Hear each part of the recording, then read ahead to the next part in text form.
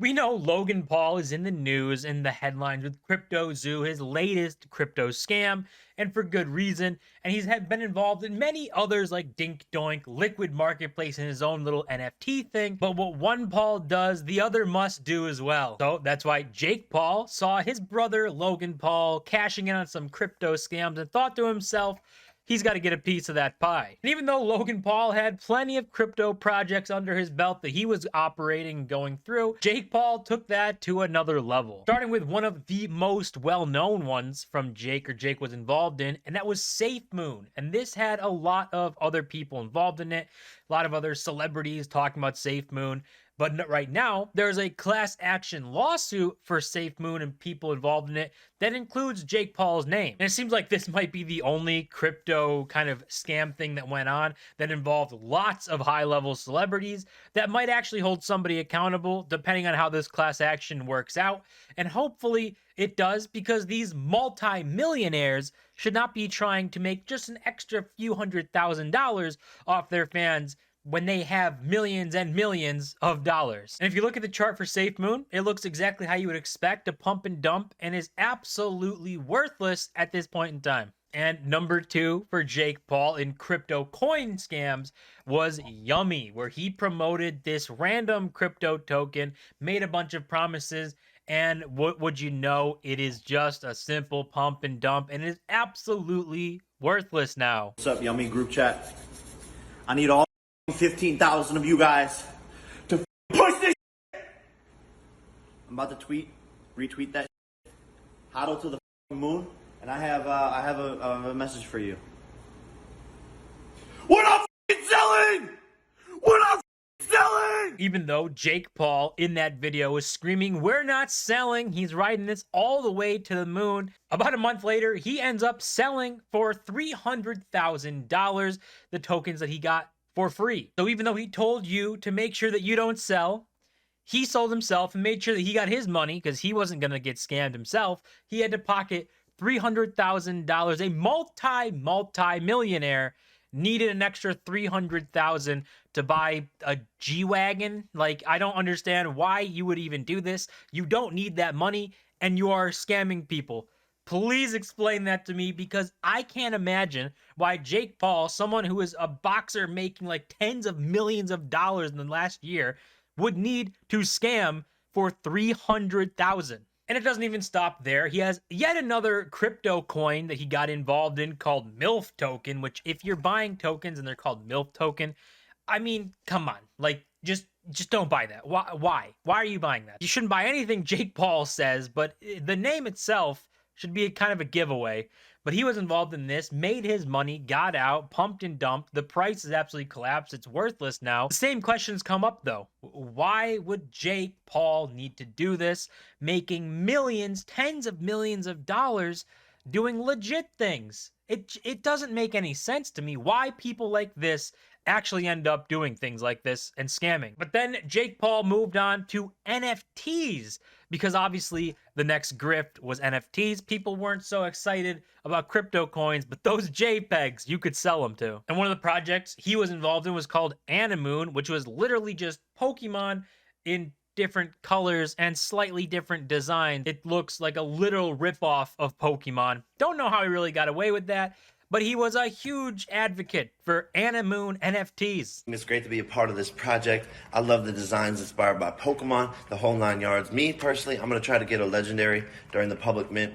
But y'all better not miss this. Be ready for the mint. Oh, yeah, inspired by Pokemon. It's literally a ripoff of Pokemon. But the big selling point for this entire project and this NFT was the legendary cards, which was supposed to give you $2,500 every month for the rest of your life, which sounds great, right? $2,500 a month for life. Who doesn't want that passive income? But where's the money going to come from? After all, in order to pay out that money, it needs to come in from somewhere. And if it stops coming in, then the money stops getting paid out. But the money never even started getting paid out, according to their public wallet and everything. These guys sent like over $6 million to Binance and KuCoin. So the team, they got their money. They made $6.3 million off this project. Well, you got screwed. because you needed to buy JPEGs. And not shocking at all, the Twitter account for this project is deactivated, nowhere to be found, and the website isn't working anymore either. So shocking that this was a rug pull and they are just trying to abandon it and pretend that it never happened. And also, if you want to look at this project and see just how great it's doing on the NFT side and buying and selling, we can see right here, this is the animoon NFT things. The 7-day volume is 0.018 ETH, the floor 0.12. But let's look at, this right here. We'll look at the most recent sold, which is January 6th, which I don't know why people are even still buying these things, but it sold for $8.32. If we scroll down and see when it was minted for, it was sold a couple times. But what these things were minted for, we can go to Etherscan here. And if we see someone right here, it was minted for 0.4 ETH. At the time, $1,200. So this NFT was minted for $1,264.60, and it just recently sold for $8.32. I would call that a pretty terrible return on your investment, and hopefully people just stay away from any influencer pushing NFTs especially, or pushing any crypto or any financial stuff. Just stay away from it. It's better to be safe than sorry. That is quite the massive drop from almost $1,300 down to $8, and I don't even know why people are paying that for it. Just stay away from it. Why are we buying these NFTs and JPEGs? You can right-click and save as, and you will have the exact same thing that the person who bought it has. And Jake Paul's venture into the NFT world didn't stop there. He got Bad Board Bunnies NFTs because they made him his own special one, and he was feeling good about it. And he made sure that he made his money on this, just like he did with all the other ones, and everybody else got left holding the bag. I got my own customized Board Bad Bunny NFT. They made this just for me with the boxing gloves, all this detail. These NFTs are sick. They're minting right now.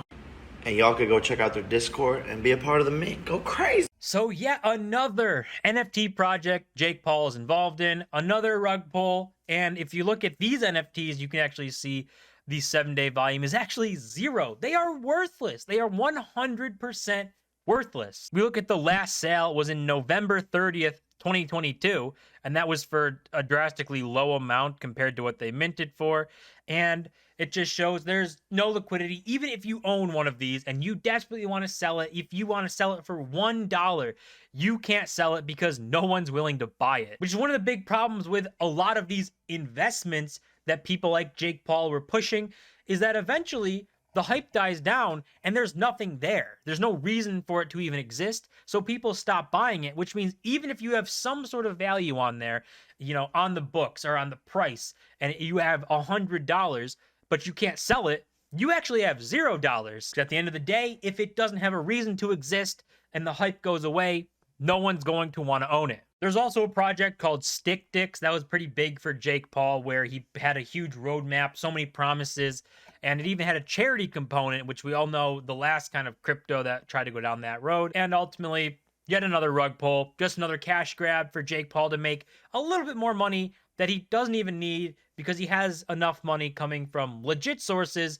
but for some reason, he has to get your extra $1,000. I will truly never understand why people like Jake Paul, Logan Paul, these celebrities continue to push things for just an extra $100,000 here and $100,000 there when they are multi-millionaires, tens of millionaires, and even 100 millionaires. And they need to squeeze out an extra 100 grand from the people that put them in that position. But this is just some of the crypto scams and NFT scams that Jake Paul has been involved in. I'm sure there's other ones out there that I'm missing. People like Zach XBT did good covering things like this. King of Nothing had a good video out on all the things Jake Paul's involved in. It's just insane, again, to see these multi-millionaires squeezing out any last drop of money they can from the people that put them in the positions that they are in. But that's gonna do it for this video. As always, remember to smash the like button and subscribe, and I'll see you guys in my next